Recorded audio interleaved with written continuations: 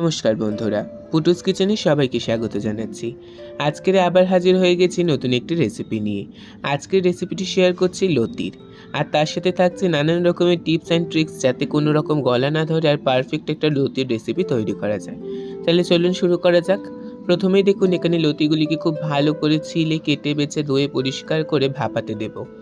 তার জন্য জল দিয়ে লতিগুলিকে দিয়ে দিলাম, এবার ওপর থেকে দিয়ে দেবো স্বাদ মতন লবণ আর দেবো কিছুটা হলুদের গুঁড়ো। লতি কিন্তু খুব ভালো করে সিদ্ধ করতে হয়, না করলেও কিন্তু গলা ধরে।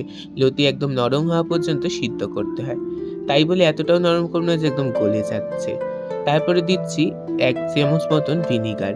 যাদের গলা চুলকায় তারা এটা দিয়ে দেখবেন লতি সিদ্ধ করার সময় জলটাকে খুব সুন্দর করে ঝরিয়ে নিলেই লতি দিয়ে গলা ধরাটা একদম বন্ধ হয়ে যাবে। এবার ভালো মতন মিশিয়ে নিলাম, নিয়ে ঢাকা চাপা দিয়ে প্রায় 15 মিনিট মতন টাইম লেগেছে আমার লতিটা সিদ্ধ হতে, কারণ এই লতিগুলো বেশ মোটা মোটা লতি ছিল তাই। যত সুন্দরভাবে সিদ্ধ করবেন রেসিপিটি ততই ভালো হবে, ততই গলা চুলকানোর ভয়টা একদমই থাকবে না। প্রায় 15 মিনিট পরে আমি ঢাকা চাপা খুলে দেখছি লতিগুলি বেশ মজে গেছে আর খুব ভালো মতন সিদ্ধ হয়ে গেছে। এই পর্যায়ে লতিগুলিকে আমাদের গ্যাস থেকে নামিয়ে নিতে হবে আর খুব ভালো করে জলটা ঝরিয়ে নিতে হবে। তার জন্য আমি এখানে একটা ঝাঁঝরি থালা নিয়েছি, যার মধ্যে নিয়ে আমি লতিগুলি জল ঝরাতে রেখে দিলাম। এবার চলুন, জল ঝরে গেছে, চলে যাই পরবর্তী ধাপে। একটি পাত্র নিয়ে নিয়েছি, বেশ বড় টিফিন বক্স টাইপের, খুব ঢাকাওয়ালা পাত্র হলেই রান্নার জন্য সুবিধা হবে। আমার কোয়ান্টিটি বেশি তাই আমি একটু বড় পাত্র নিয়েছি, আপনারা অল্প করে বানালে ছোট টিফিন বক্সও করতে পারেন। প্রথমেই দেখুন এখানে জল ঝরানো সমস্ত লতিগুলিকে দিয়ে দিচ্ছি। ভয় পাবেন না, হাত চুলকাচ্ছে বলে খুন্তি দিয়ে দিচ্ছি না, গরম তার জন্য খুন্তি দিয়ে দিচ্ছি এইভাবে। খুব ভালো মতন সমস্ত লতিগুলিকে ঢেলে নিলাম। এবারে এর মধ্যে একে একে মশলা ব্যবহার করব। প্রথমেই দিয়ে দেবো আমি এখানে 2 টেবিল চামচ মতন সাদা কালো সর্ষে, একটু লবণ আর কাঁচা লঙ্কা দিয়ে বেটে নিয়েছিলাম, সেটা সম্পূর্ণটা দিয়ে দিচ্ছি। আনুমানিক ওই 2.5 টেবিল চামচ মতন হয়েছে বাটার পরে। তারপরে এখানে দিয়ে দেবো বেশ খানিকটা চিংড়ি মাছ। আমি এখানে বেশ বড় বড় সাইজেরই কটা চিংড়ি মাছকে খুব ভালো মতন পরিষ্কার করে দিয়ে দিচ্ছি। তারপরে এর মধ্যে দেব একে একে বেসিক কিছু মশলা, যেমন চেরা কাঁচা লঙ্কা। তারপরে দিচ্ছি এখানে 4 টেবিল চামচ মতন টক দই। টক দইটা দেওয়ার চেষ্টা করবেন, এতে একটা সুন্দর রিচনেস আছে কিন্তু। টক দই দেওয়া হয়ে গেলে এরপরে দিয়ে দেবো একে একে লবণ। লবণটা অবশ্যই স্বাদ মতন দিতে হবে আর বুঝে ব্যবহার করতে হবে, কারণ আমরা লতি সিদ্ধর সময় লবণ ব্যবহার করেছিলাম। তারপরে এখানে দিয়ে দেবো হলুদের গুঁড়ো। হলুদের গুঁড়ো দিচ্ছি কারণ একটা সুন্দর বাসন্তী রং আসে এটার কারণে, আর দেখতে যে অপূর্ব লাগে না কি আর বলবো। তারপরে দিয়ে দেবো সামান্য একটু চিনি। চিনিটা অপশনাল সম্পূর্ণরূপেই, আপনারা চাইলে ব্যবহার করতে পারেন, না চাইলে নাও ব্যবহার করতে পারেন, কোনো হেরফের হবে না, কিন্তু দিলে একটু ভালো লাগে, ব্যালেন্স হয়, কারণ টক দই দিয়েছি। তারপরে দিয়ে দিচ্ছি একটা মেন ইনগ্রিডিয়েন্ট, সেটা হচ্ছে 2 টেবিল চামচ মতন গুঁড়ো দুধ। এটা কিন্তু কোনোভাবেই স্কিপ করা যাবে না। এটা দিয়ে দেখবেন একেবারে ভাপার পরে না দারুণ একটা রিচনেস আসে। তারপরে দিচ্ছি বেশ খানিকটা সর্ষের তেল। যতটা পরিমাণ সর্ষের তেল দেবেন ঝাঁঝ ততটাই ভালো হবে আর খেতে ততটাই সুন্দর হবে। এবার সব কিছু দেওয়া হয়ে গেছে, হাতের সাহায্যে খুব ভালো মতন একটু ডলে ডলে মিশিয়ে নেব। আবার এমনভাবেও মিশাবো না যে লতিগুলি একদম ঘেঁটে যায়, জাস্ট মশলাটা লতি আর চিংড়ি মাছের সাথে একেবারে মিশে যায়।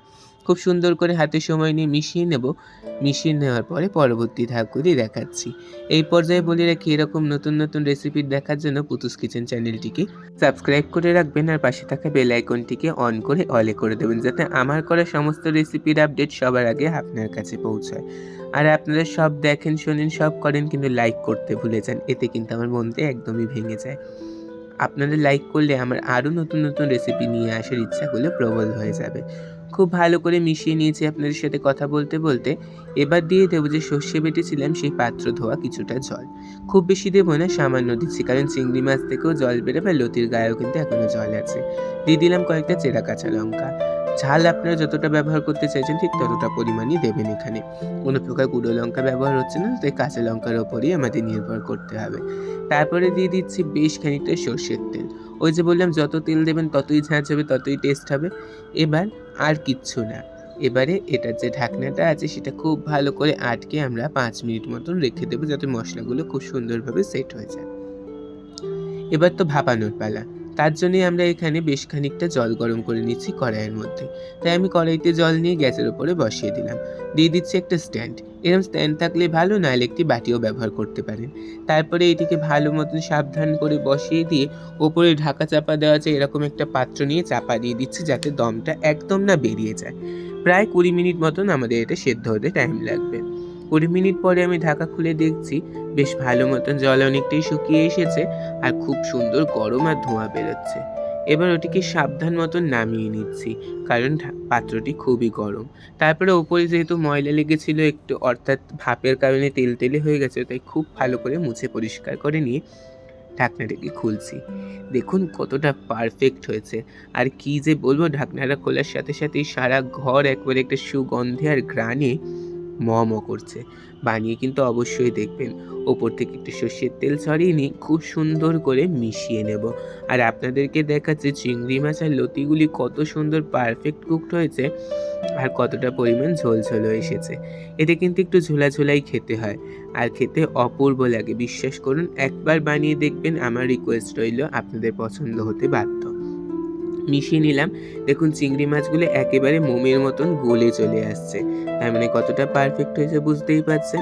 গরম ধোঁয়া ওঠা ভাতের পাশে এরকম একটা কচুরলতি ভাপা যদি থাকে, তার উপরে এবার চিংড়ি মাছ দেওয়া, তাহলে কি আর কিছু লাগবে?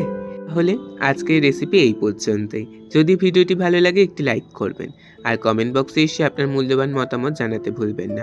আচ্ছা, এমন করলে হয় না? আপনারা যে রান্নাগুলো দেখতে চাইছেন সেটা কমেন্ট করুন, আমি তাহলে সেরকম মতন বানানোর চেষ্টা করি। আজকের এই পর্যন্তই। আবার দেখা হবে নতুন কোনো ভিডিও নিয়ে। আবার হাজির হয়ে যাব নতুন কোনো রেসিপি নিয়ে। আজকের আসছি। ধন্যবাদ।